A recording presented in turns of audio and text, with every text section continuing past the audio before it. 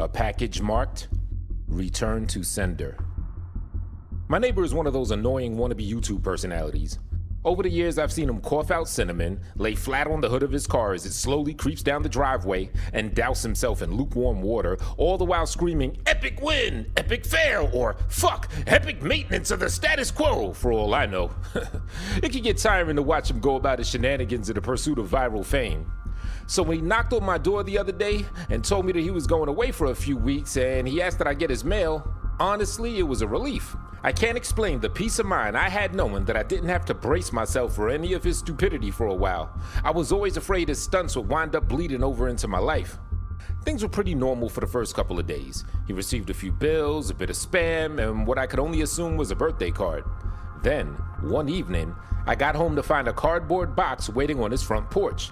In big red letters was written, "Return to Sender." I'm no small fry, but I admit I had trouble lifting the box on my own. It was really freaking heavy. Lugging it across the road to my house was even harder, and I quickly realized that there was no way I was gonna drag it up the stairs and through my front door, so I decided to leave his package in my garage. It wasn't like I kept my car in there. The garage door was a piece of shit that refused to open without a good thug and a whack. It was less trouble just leaving the car in the driveway than it was to fight with the garage door every morning and night.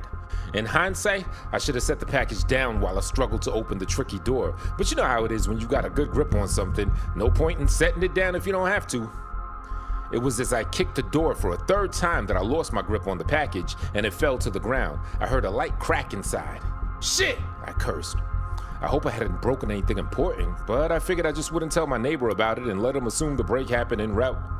Hands-free, I finally managed to get the garage door unstuck, and boy did it screech and protest as it rolled up and over me. I dragged the box the rest of the way, setting it in the corner for whenever my neighbor would come back to claim it, and then I forgot all about it, until a few days passed, that is. I'm not sure exactly how long it took for the smell to waft in from the crack under the garage to house door, but it came in slow progression.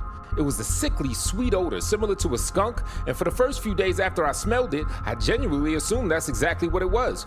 Roadkill that left its mark on my house. It was only when I realized the scent was growing more intense instead of fading that I went looking for a source. That's when I opened the garage door, and that's when the odor knocked me back holding my nose. The culprit wasn't hard to identify. The only change in my garage was the box in the corner. I remember thinking it must have been one of those meat of the month subscription boxes. The meat must have gone rancid from being left out of the fridge for so long. How much meat could have been in there for the box to have been so large and heavy? An entire freaking cow? I covered my nose as I approached the box, a pair of scissors in my hands. I probably wouldn't have needed them to open it as it had become soggy enough at the bottom to poke through with a finger, but I wasn't about to poke my finger into spoiled meat juices. That soggy bottom was the reason I had to open the box in the first place. If I tried to drag it out whole, everything would spill onto the floor. I was gonna have to dump the pieces of meat one garbage bag at a time and take them down to the dumpster, a process I wasn't looking forward to. My scissors tore through the tape along the top of the cardboard box. I thought the smell couldn't get any worse, but as I flipped the flaps open, I discovered a whole new gamut of stink. It was like opening a burning oven, but instead of a heat wave, I was met with waves of piss, sweat, shit, and putrefaction. It was so bad that I staggered back and I had to force down the puke begging to guzzle out of me. I don't think I could have handled that scent mingling with the horrors coming out of that box. I'm not ashamed to admit that I ran out the door for a breath of fresh air, but in the short time I had spent in the garage, the smell had become so ingrained in the fabric of my clothes that it clung to me like a shadow. Nothing I tried could keep the smell out of my nostrils. Not air fresheners, not a face mask, not 3 showers and a change of clothes. Every second that box lay open in my garage was another second the smell was allowed a foothold into my home. I had to bite the bullet. I returned to the garage, the flaps of the box still open as though inviting me to look. I was prepared, a clothespin pinning my nostrils shut, a garbage bag in one hand, the strongest cleaner I could find in the other, and long rubber gloves to keep my skin from having to touch what was inside. But as it turns out, I needed none of those things. I wouldn't have to touch or clean the contents of that box. I would only have to suffer the nightmares every night. You see, there was meat in that box, but it didn't come from a cow or a pig. No. It was worse than that. It was my neighbor, dead, still in one piece, but dead. I called the cops, and naturally they took me in for interrogation. It's kind of hard not to suspect the man with a corpse in his garage after all. Thankfully, they soon realized I wasn't involved. My DNA might have been all over that box, the smell might have left a mark throughout my house, but there was one piece of irrefutable evidence in my neighbor's own hands that proved my innocence. A vlogging camera. They showed me the footage only once. I'm not sure if they were allowed to, or if they felt so bad for me that they figured it couldn't hurt. Either way, I saw it. My neighbor was sitting in the box outside of a shipping facility, laughing as he told the world how he was going to mail himself across state lines.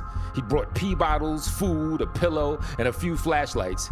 His friend, a guy that I had seen at his place several times to help with his stunts, closed the lid and presumably dropped them off for shipment.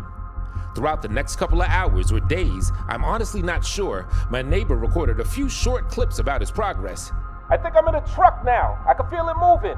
Must be in a warehouse. Pretty warm here. Still got plenty of food. That kind of stuff. And then, on the last entry, the box toppled over. He broke his neck, and that was it. The camera recorded until either the memory card got too full or the battery died. There's one thing I didn't tell the police after they showed me the video. One thing I heard in the footage that will haunt me to the day I die. Just after the tumble that broke his neck, I heard the familiar screeching sound of my garage door. There's this painting that my wife loves called Death and Life by Klimt. I don't know what she finds so fascinating about it.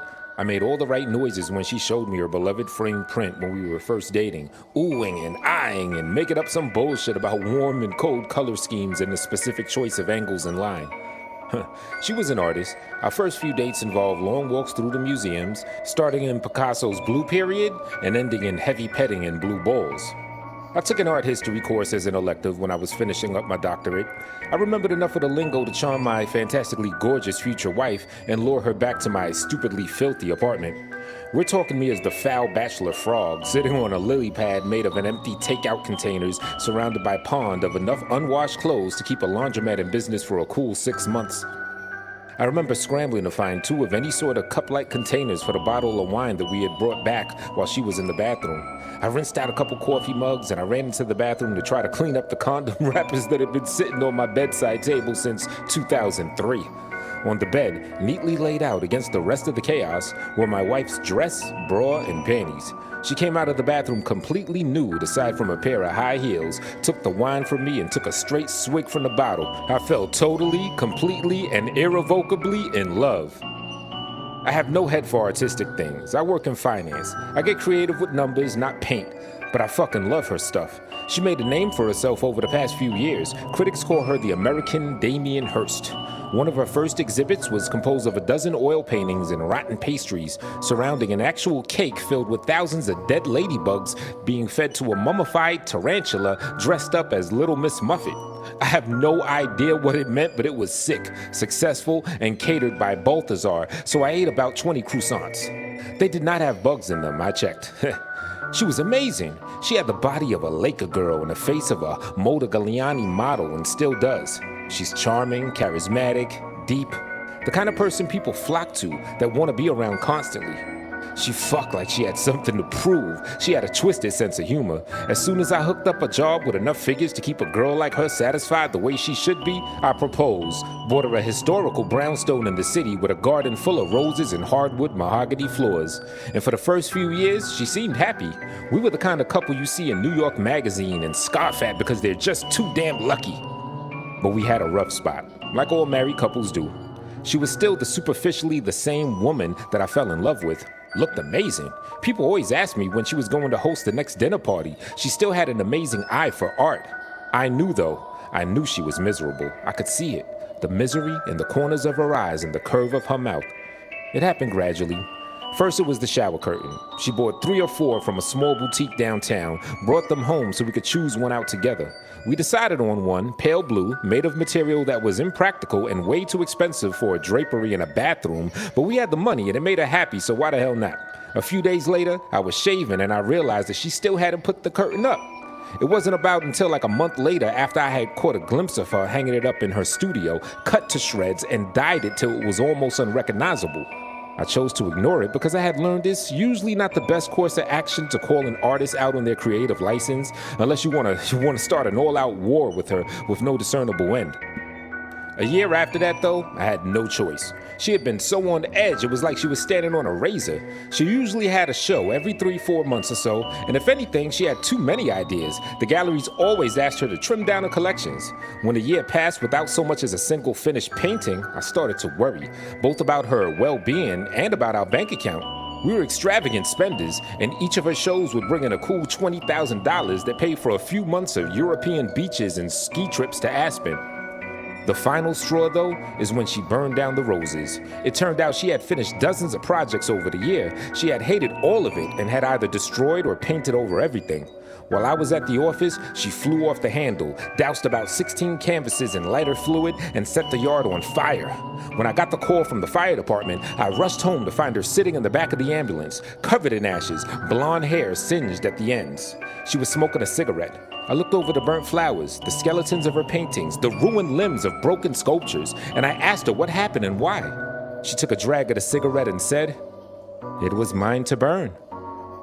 She took big, fancy pictures of the inferno. A family of bunnies suffocated in the smoke. She had them stuffed and mounted in size order on a baking soda volcano, like the kind that you see in middle school science fairs. She gathered up a few of the charred bits and pieces, she wired it together, and made some warped, pained-looking kind of phoenix thing weighing in at a whole 400 pounds and easily over 8 feet high. She called the whole thing From the Ashes, and the reviews in the Times called it incendiary. Her first foray into becoming a true artist. Someone bought the Phoenix. I pity the person who wakes up every day and looks at that strange thing suspended in constant agony. We were both drunk at a random, expensive, vaguely Dante's Inferno-themed bar in San Francisco when I finally got the chance to ask her what was bothering her.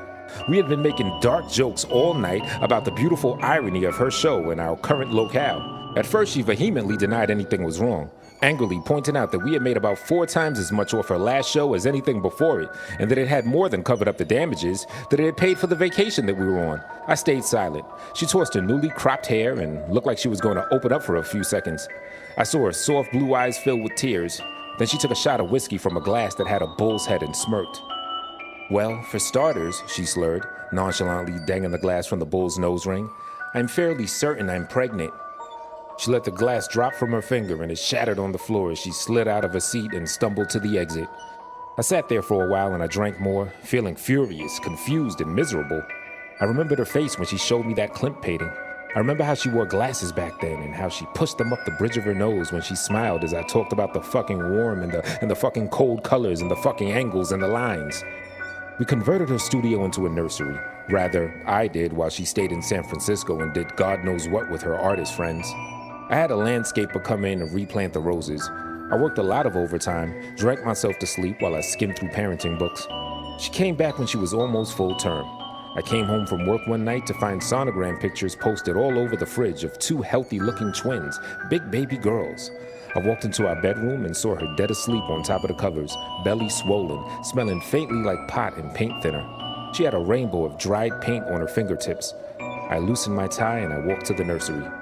She had been busy. The canary yellow that I had chosen was covered in a layer of translucent blue, and she had covered one wall in Klimt-esque patterns and curlicues.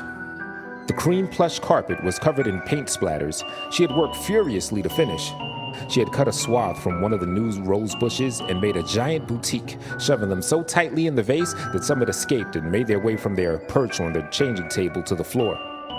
She had scattered them in the bassinet on the windsill. It was chaotic and it was beautiful. The next few years were peaceful for the most part. We bonded over raising the girls. Despite my wife's less than careful prenatal preparation, they were wickedly smart and beautiful. They both looked like her, with long curly blonde ringlets and blue eyes. Sometimes when I put them to bed, I wondered if any of my DNA was in them at all. They were like miniature versions of her. My wife agreed to see a psychiatrist for a little bit. She took some medication for a while, Xanax, some mood stabilizers. Eventually, she and her doctor decided her crisis had been hormonal and temporary.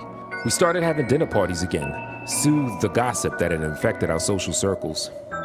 She stopped painting and took up teaching at a university. She seemed content again, even happier than she was before.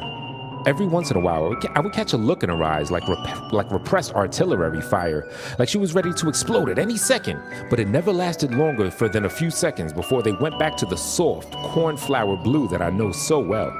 And who doesn't get a little agitated every once in a while? I rose through the ranks at work.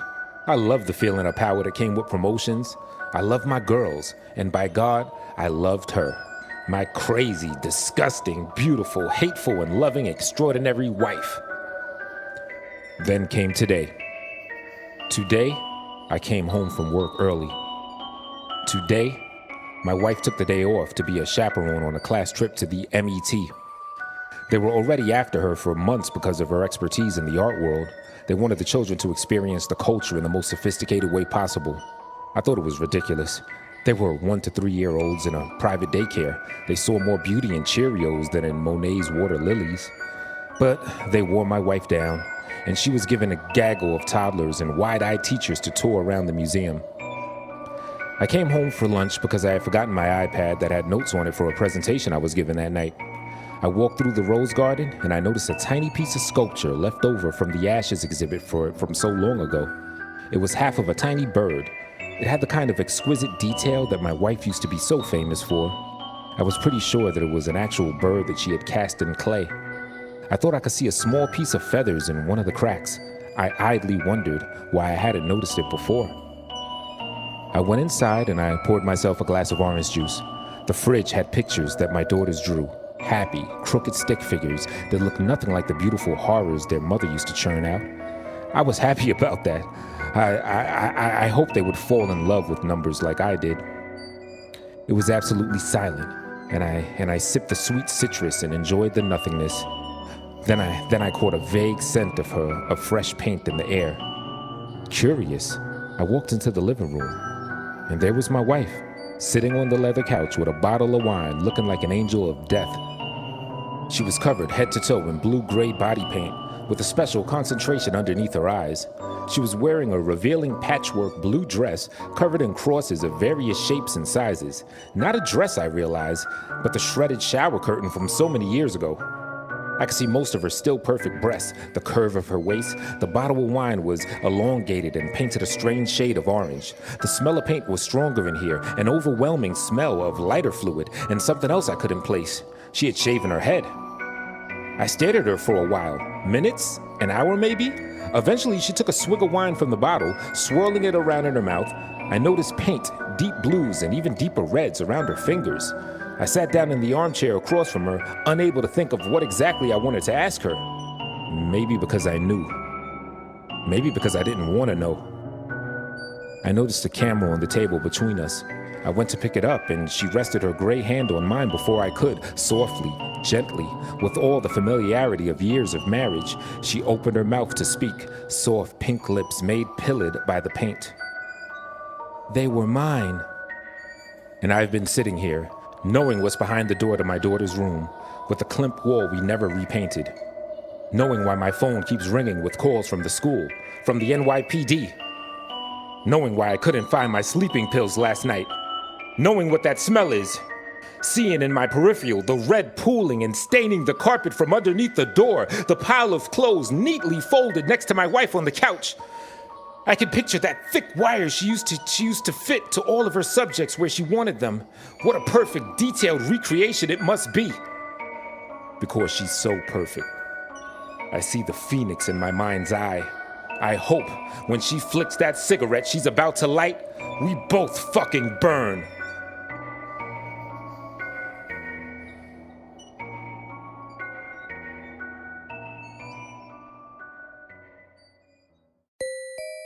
Like most people these days, I had a fucked up childhood. Who doesn't, right? My father took off before I was born, and my mother was left to care for me on her own, a skill that she was sorely lacking. My mother slipped right back into the drug-addled party lifestyle that she enjoyed before I was born, and had soon turned our 2-bedroom apartment into an opium den. For the first 5 years of my life, I walked around in a confused, terrifying mist. The smoky air would flood down the hallway from our living room and slip under my bedroom door. It always seemed to linger for days. I know now that my mother wasn't a bad person, just a victim of her addictions. When she did have spare money, she would put food in the house or buy me clothes from Goodwill. The only pieces of furniture I had in my bedroom was a mattress set and a little blue and white toy chest. Not that I had a lot of toys to put it in, of course, just the 3 that I had gotten for birthdays. One was an art kit, one was a red wagon, and the last, my pride and joy, was a doll named Betsy. Betsy was my best friend. We would have imaginary tea parties together, sleep together, and even take baths together. Sometimes I even remember her voice. When I thought back on my conversations with the doll in adulthood, I realized that I was likely suffering from delusions thanks to the always present butts of smoke that laid claim to the dingy hallways and drafty bedrooms of our small apartment. Still, I remember the sound of her voice, a pleasant, tingling lilt that was almost always coupled with a raucous giggle. I always remember the things that she said to me and the things that she wanted me to do. She asked me to steal, usual food or pens and pencils. She wanted me to bring her forks and knives and hit the bad man who slept on her couch. It was always something, and I would always get in trouble, but she wouldn't. When I told my mother, who had put me up to these games, that she would scoff and shake her head, she'd never believe me. Adults never do. Around my 6th birthday, I asked my mother for a birthday party. I wanted to invite the mean girls from school and serve them cake and ice cream to make them like me. I remember standing in the kitchen that day with such hopes, having just asked the most important question of my entire life. The glass bottle of Coca-Cola that I held was shaking in my nervous hands. I waited with bated breath as my mother continued putting groceries away, almost as if she hadn't heard me. But I knew she had. Finally, just as I had failed a second time to muster the courage to repeat my question, she turned around and gave me a flippant shake of her head. A birthday party, Laura? That's ridiculous. I can't afford to feed 15 children that aren't even mine. Hell, I can barely afford to feed you. You eat like an elephant, especially for a girl your size, or, I'm sorry, Betsy does. There's barely anything left for me to eat around here, much less a classroom of other people's brats. My face fell as she shook her head, mumbled something else under her breath, and stumbled off into the living room. I heard the music go up, and then as more people walked in the door, some left, some stayed. I never knew them either way. It simply wasn't fair. My mother threw parties all the time. What about me? I was a kid. All my friends had birthday parties, and now the mean girls at school, they're gonna know that I was too poor to have one, and they would tease me even more. I felt tears start to well in the corner of my eyes, and I choked back a sob while I ran to my room and slammed the door behind me. Betsy was lying on the bed and smiling. She was always smiling. Usually it made me feel better, but today it just made me angry. She just kept staring at me, smiling. She was gonna tell me to do something bad again. This was why Mother wouldn't throw me a birthday party. It was because of all the trouble that I got into because of her. This was her fault. Betsy didn't have to go to school, and Betsy never got into trouble like I did. And in my young mind, I truly believed it was the doll, not my mother, who was to blame for everything. I snapped then. I screamed in an indignant rage, and I threw the bottle as hard as I could at the bed. It hit Betsy on her forehead, and she fell to the floor. Good. I picked up the bottle and I hit her again and again. I thought I heard her laugh, and I hit her even harder. Then I laughed. When my rage was spent, I dragged Betsy to my toy chest and threw her in. I slammed it shut and kicked the chest against the wall. I never wanted to see Betsy again. Ever. I never owned another doll after Betsy. About a week later, the police came, and 2 nice ladies took me to live in a new home in a new state with food and toys and no drugs. The trunk went into storage and the wagon disappeared. I never saw my mother again. As I got older, my foster parents admitted that she was in jail doing 25 years. That was fine with me. I felt nothing for her anyway. I still had nightmares because of my life with that woman. But then, slowly, I began to heal. I focused on doing well in school, and I ignored my mother's letters from prison. She reached out to me several times in my 20s as well, but I always declined her calls. That is, until this morning. I'm 30 now, with my own children and a loving, honest husband. I have a beautiful house, 2 dogs, and a career as a social worker trying to make a difference for kids who had it bad like me. I'm happy, I'm steady, and I'm content. So when I got a voicemail from my mother informing me that she had been paroled and that she wished to speak, I decided to let her say her piece. Since the kids were home from school, I went out into our shed in the backyard to return my mother's call. The shed was the children's domain, and they use it to play in the summer. I sat on my old toy chest, which was currently being used as a tea party table, and I dialed the number that she had left me. 3 rings. Hello? Laura? Hello? Mother? How are you? Oh, Laura, thank you for speaking to me. I know you have your own life now and a family. I would love to meet them someday. I just wanted to tell you how sorry I am for everything. Mother, you are not meeting my kids, ever. And since you called me, I'm gonna say what I have needed to say for years. The opium, the heroin, they destroyed you. And the worst of it is that you almost took me down with you. I was 5. That was no home for a child. Honestly, I'm surprised it took you so long to get caught. Laura, I know how it seems, but I honestly know nothing. Look, it hardly matters, and I do understand why you would feel that way, why you would hate me and not want to meet me with your little ones. I learned a lot about forgiveness while I was away, and just... Oh, Laura, I'm so sorry about Betsy. Betsy? I paused, confused. Why would you care about her? I know, Laura. Believe me, I do. It was all my fault. The drugs, the partying, and Betsy. Oh my goodness, if I had only paid attention, if I had only known. She's gone and it's because of me. As my mother began to cry, I tapped my fingers on the toy box impatiently. The drugs had clearly fried her brain. Mother? I sighed. Why are you talking about Betsy? And why do you even care? I know where Betsy is, right underneath me. What are you talking about, Laura? Oh my, where is she? I shifted uncomfortably.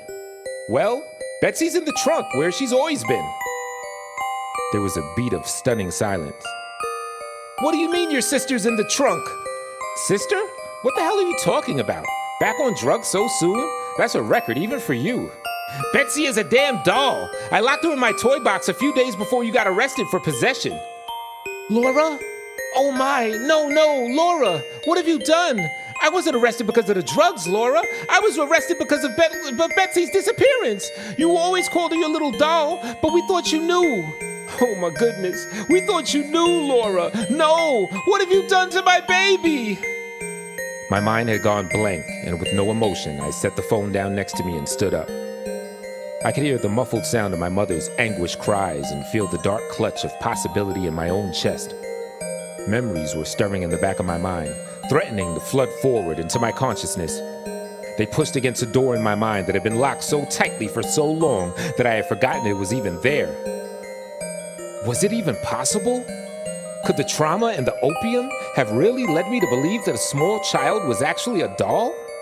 Begging for food and utensils to eat with, asking me to protect her from the bad man? No. I slowly turned around and brought my eyes down the makeshift tea party table.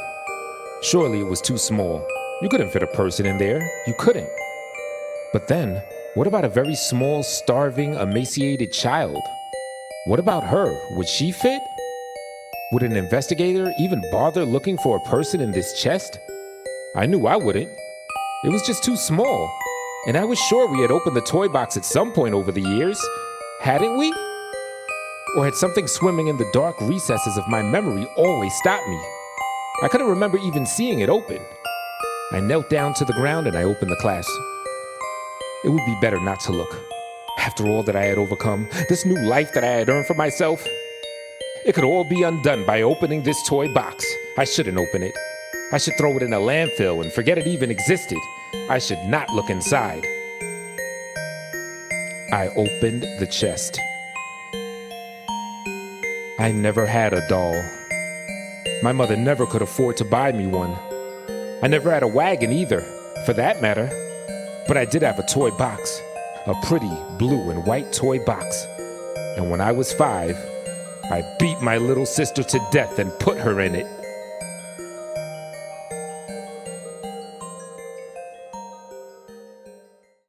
Have you ever forgotten your phone?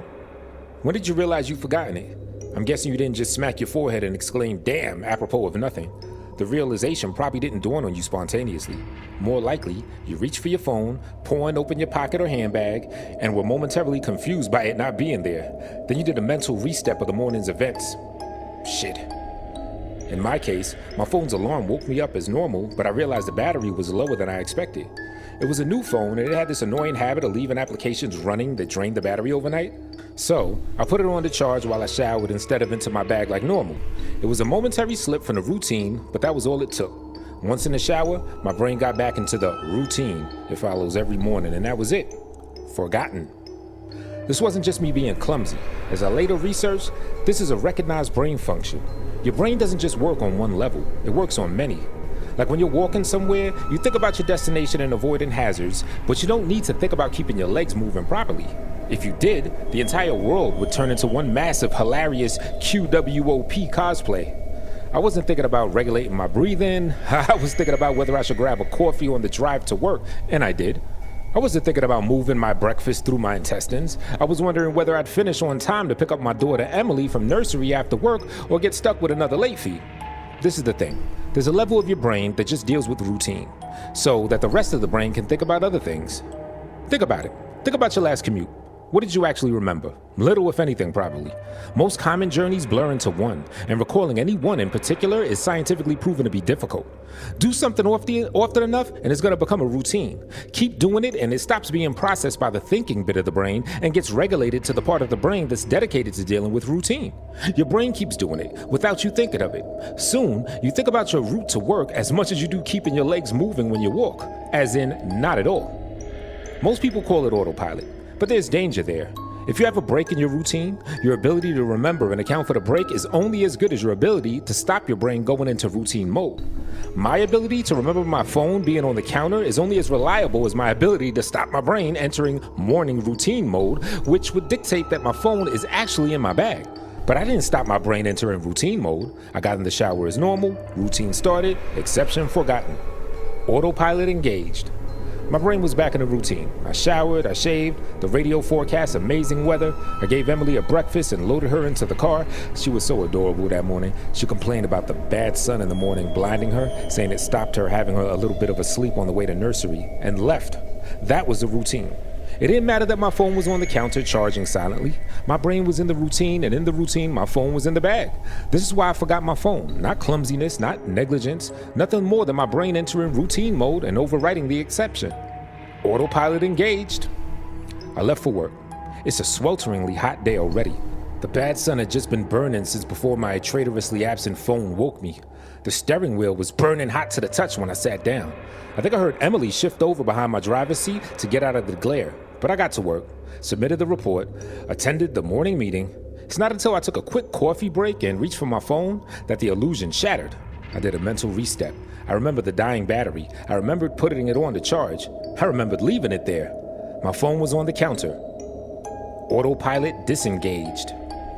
Again, therein lies the danger. Until you have that moment, the moment when you reach for your phone and shatter the illusion, that part of the brain is still in routine mode. It has no reason to question the facts of the routine. That's why it's a routine.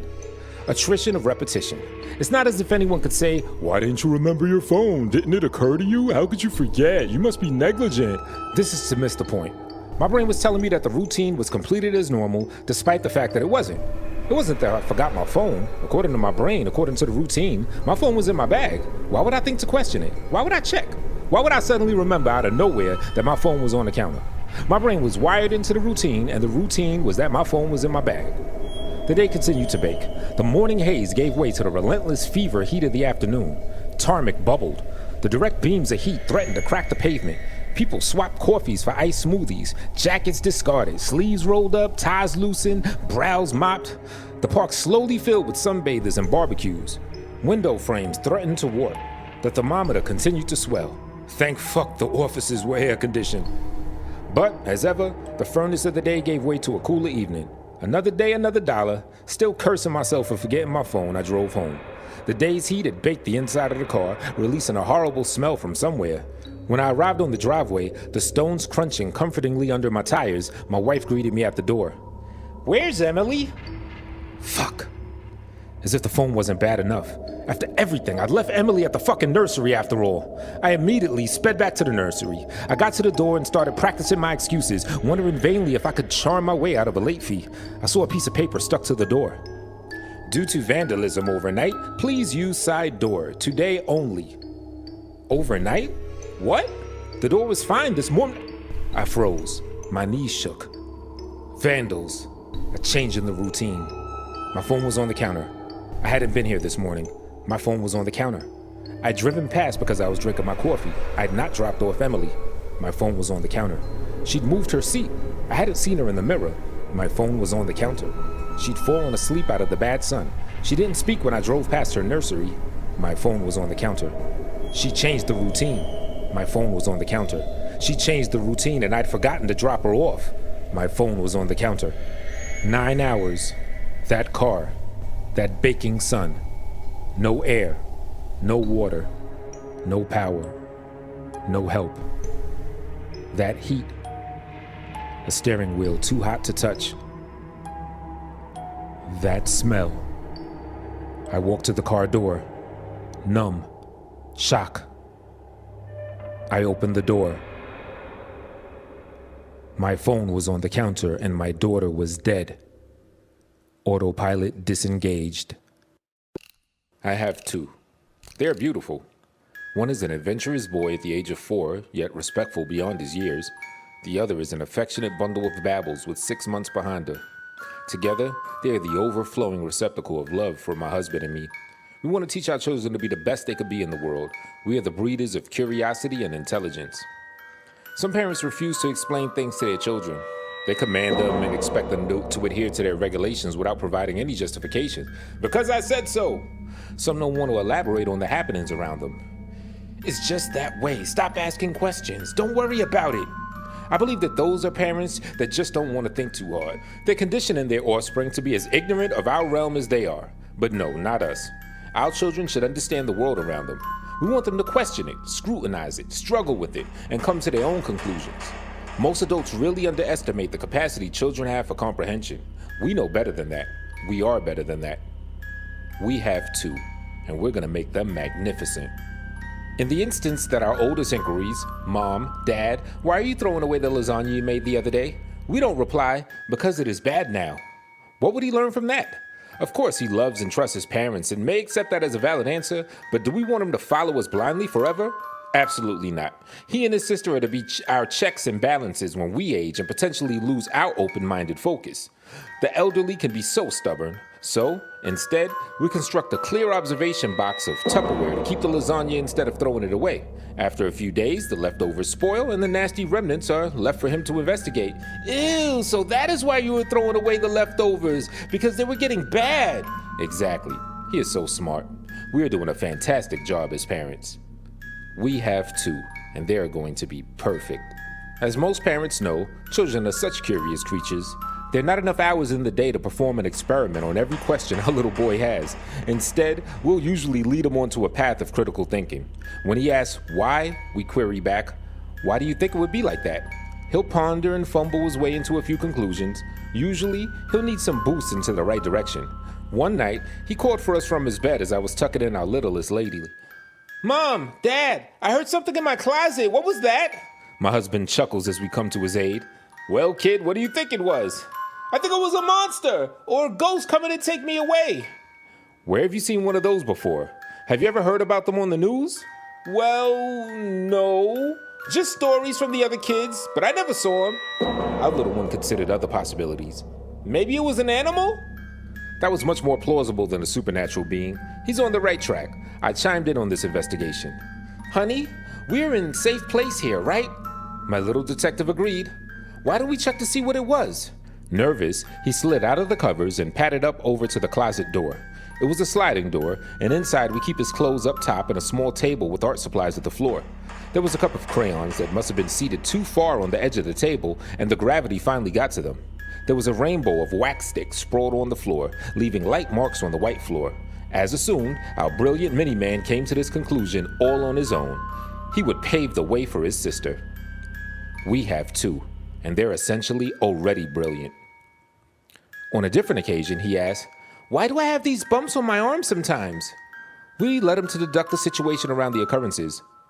Well, I am usually sitting still and I am cold. But why does my body do that? Since we can't read our DNA instructions within our home, we resorted to research. He cannot yet perform an intricate Google search, so we'll be his typing fingers. We discover, in this instance of cooling temperatures, that our bodies are raising goosebumps in order to create insulation. It is working to make us warmer. Happy with his answer, he went on his way. Such a good child. We have two, and they're on their way to being great. Other times, such extensive questioning just isn't a viable option. Some sunny day, my husband and I tarried along our children to the local park. I was cradling my youngest when our boy walked to us, fiddling with his fingers. There is this woman watching me a lot, and I don't know why. We surveyed the park around us, but did not see any women staring at him. Maybe it was another parent that didn't trust other children around theirs and thus watched our boy frolic around her babe. It was a full grounds on this beautiful day, but it was obvious that our boy was unnerved. We asked him if he felt safe enough to investigate. He said no. Proud of his deduction, we let him know that we were glad that he could recognize when he felt uncomfortable and to come to us for support. We left the park, explaining to him that sometimes you cannot investigate if it's not safe, but gave him our deduction to try to ease his mind. He wasn't happy with this answer, so we advised him about some scientists. They don't always have all the information that they need, so they can't finish their research. Every so often, one just has to move on to the next excursion without a real answer. We have two, and they're going to be revolutionary. My daughter had a fever the other night. I cradled her as she sweat. My son asked why his dearest sister wasn't feeling too well. I told him we weren't sure, but the doctor said that it would pass. He was visibly upset. As an older brother, it pained him to see his sister in any sort of discomfort. I placed her in a crib with the fan on and left her brother there to stroke her budding hair across her forehead. I just want to know why your head hurts, little sister, and I want to make it better. We have two, and they are loving creatures. I tried to distract myself with television as my husband was away on a business trip, but I managed to zone out onto a nap. Later, I awoke and left the room to check on my daughter and to see what my son was getting into. On my way, I noticed his father's toolbox was open and on the floor. Meticulous of a man he was, it was odd to see the box open and a couple of implements missing. I became irritated at my husband, as I know that I did not leave this array here. I went into the youngest one's nursery. There, her brother had investigated as to why his sweet little sister had such a fever. He was in the crib with her. He had the screwdrivers. It was a mess. He is the reason that I have one. Mom, I'm trying to look and see why sister's head hurts. I still haven't found any boo-boos in her. It is okay. I am a good parent. I remedied the situation. Because now, I have none.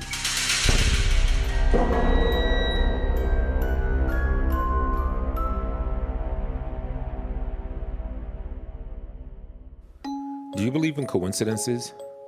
Seems like a funny question, doesn't it? I've never paid it much thought before now either. Perhaps I have some explaining to do. As of yesterday, it's been a year since my daughter went missing. There was never any ransom note, no remains discovered, and not an iota of evidence to support the standard theories of foul play and kidnapping. Aside from her absence itself, the whole situation seemed freakishly clean. At only 14 years old, she's gone missing without a trace. Her name was Emily. I can say that dreaded was with confidence now. It's a bitter blessing, one that comes at great cost to all of us. When Emily disappeared, she left myself, her father, and her older brother Joseph in a state of perpetual anxiety. The limbo of monstrous uncertainty. Every phone call was a needle pressed into our skin, and every newscast that aired about that poor girl still missing, presumed dead, felt like having boiling water poured down our throats. Not knowing, that's the real torture.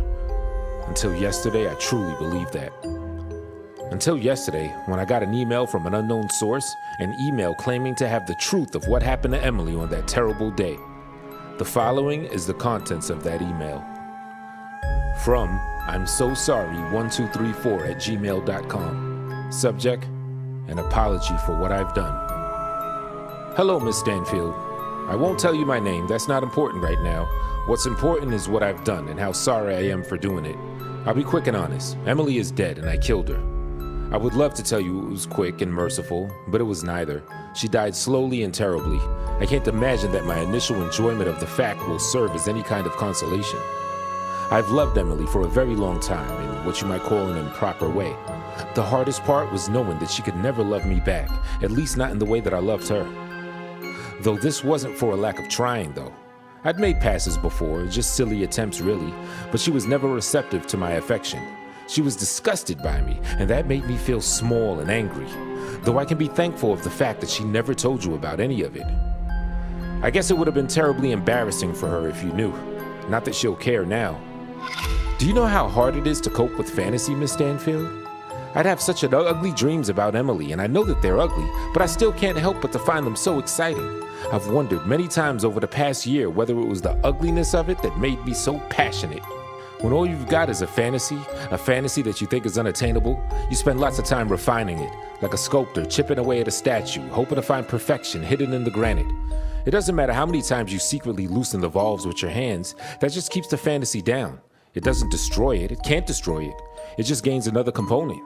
Maybe it's another 15 minutes of torture, another scream. Maybe it's a different tool added to the kit. By the time the fantasy comes to boil, it's too complex to be satisfying on the basis of thought alone. You have to make it into flesh. Warm, satisfying flesh. And I did, Miss Stanfield, I really did. I have to be honest with you, it wasn't so much about wanting to live my fantasy as it was about wanting to know whether I had it in me to carry it out. There was no dignity in pleasuring myself to the thought of violence, only in being able to say that I had the courage to do the one thing that had been giving me my life any sort of meaning. And a year ago today, I proved that I did have that courage. My little indiscretions were in the past. I was patient, like a crocodile. I played the long game. I got Emily to trust me again with time. I let her be comfortable around me. I let her drop her guard. She was on her way home from school when I finally took a chance and made my move. I'd picked out an old beat-up shack in the woods in advance. I threw down a woolen tarp and prepared some shackles. I even lit a few candles for romantic effect. More for myself than her, admittedly. Emily was apprehensive at first, but I managed to talk her into visiting the little cabin with me. The door was shut and bolted behind us before she even saw the gun I was holding, but when she did, she was a good girl and didn't scream. Though I must say, I was a little disappointed at that. I'm not a pornographer, so I won't be lurid with the details of what I did. I'm aware that it's perverse, but the wind outside hardly matters when you're a hurricane. My whole life was perversely hidden and locked away. Emily was the outlet for that perversivity. Part of me thinks I only loved her because she was convenient, because she was accessible. I used a hammer, a knife, a pair of pliers, and a power drill. It all got messier than I expected. So much blood, so much other things. All in all, it took a few hours before she finally died, which was admirable. She never did let me have my fun. Emily was such a strong girl. You should be proud of her, Miss Stanfield. For my own pride, I'd like to state that I didn't fuck her before she died. I couldn't bring myself to cross that barrier, knowing her eyes would be on me while it was happening. The thought of it disgusted me. She died, to the best of my knowledge, a virgin. Once I was fully done with her, and the euphoria of it had all passed, it dawned on me what a terrible thing I'd done. My pleasure turned to disgust, and all the sweetness that was inside of me while I was killing her turned sour. I realized that I was not meant to be a murderer, that it didn't suit me, that beyond the temporary pleasure of the act, the thought of taking someone's life repulsed me. I was a fantasist who made a terrible, terrible mistake, one that cost the life of a promising young girl. If there is a grand plan out there that we're all a part of, I could only feel that what I had done was a deviation from that of natural law. I was disgusted at the fact and at myself. This little experiment had backfired on me entirely. I was so out of my depth. Once I'd gotten over the initial wave of fear and panic, I cut up Emily's body into smaller pieces that were easier to carry. I took all the pieces, wrapped them up in the woolen tarp, and I burned them with lighter fluid in the woods. After that, I buried the bundle of charred bones and ashes, wishing I could have just forgotten all of it. Killing Emily and doing the things that I did to her body were not acts of courage. I've realized that over the past year. They were acts of obsession and cowardice, of a person not strong enough to overcome their darker urges. I've been racked by guilt, surrounded by reminders of the life that I've taken and can never give back. That's why I've decided to do the courteous thing and let you know that I've decided to take another life. Mine. All I can ever be is a danger to the people around me, a time bomb destined to blow up and hurt another innocent. The only altruistic thing for a person in my position to do is to take myself out of the picture. I'm sorry for what I did to Emily. I don't expect for you to forgive me, nor do I think I deserve it. I just hope this gives you some sense of closure and allows you to move on. My sincerest apologies. After I read that terrible email, I cried for hours. I didn't have that violent reaction because I believed that I'd been contacted by my daughter's killer, but just because I felt like someone was playing a horrific joke on my family after we'd been through so much. And on the anniversary of our Emily's disappearance, no less. I didn't show my husband or my son. I couldn't bear to. I just bore the cross myself and wore a brave face for them, knowing the anniversary was hard on all of us. I wouldn't let the monster on the other end of that email tear up my family. But this morning, I heard two almighty bangs ring out from Joseph's bedroom. By the time his father and I had forced open the door, it was too late. He'd somehow gotten his hands on a gun and fired 2 shots. One through his laptop and another through his forehead. So, with this in mind, I'll ask you all again. Do you believe in coincidences? I miss you. I held off on getting a cell phone for as long as possible. I didn't really have a good reason, I guess, other than the course. When I was just setting out on my own, there was no way I could afford the monthly plan. I was the only one of my friends to still rely on a landline, and it drove everyone nuts. I managed to wait until my 25th birthday when I finally felt financially secure enough to justify buying one for myself. My friends all laughed about my change of heart, but I could tell they were relieved. To be honest, I was pretty pleased too. As it turns out, cell phones are ridiculously convenient. Who knew? I didn't start getting the texts until about a month after I bought my phone. It was the first message from an unknown number that I'd received, and it simply read, "I miss you." I was confused at first. What kind of introductory text was that? It seemed a little overdramatic to me, and that was when I made the connection. About a year before, I dumped the deadbeat ex-boyfriend out of my life. Looking back, I could definitely say that he was really something of an overgrown child. He expected me to cook, clean, set up his doctor's appointments, and give him half of my income each month, as he did not find it necessary to get a job. I shouldn't have stayed with him so long. Damn those devilish good looks. But once I came to my senses, I kicked him to the curb, as all the other girlfriends or victims had done before. My guess was that he'd stalked my Facebook or prodded my friends for my new number. After all, this wasn't the first time he tried to reach out to me, and I figured it wouldn't be the last. In the end, I chose not to answer. For one, I knew he would just try to manipulate me if I gave him the chance, as per usual. For two, it would give me a petty satisfaction to let him feel ignored and unheard. Now, as a rule, I try not to be petty, but sometimes such a perfect opportunity is just too seductive. The next few months seemed to corroborate my inference.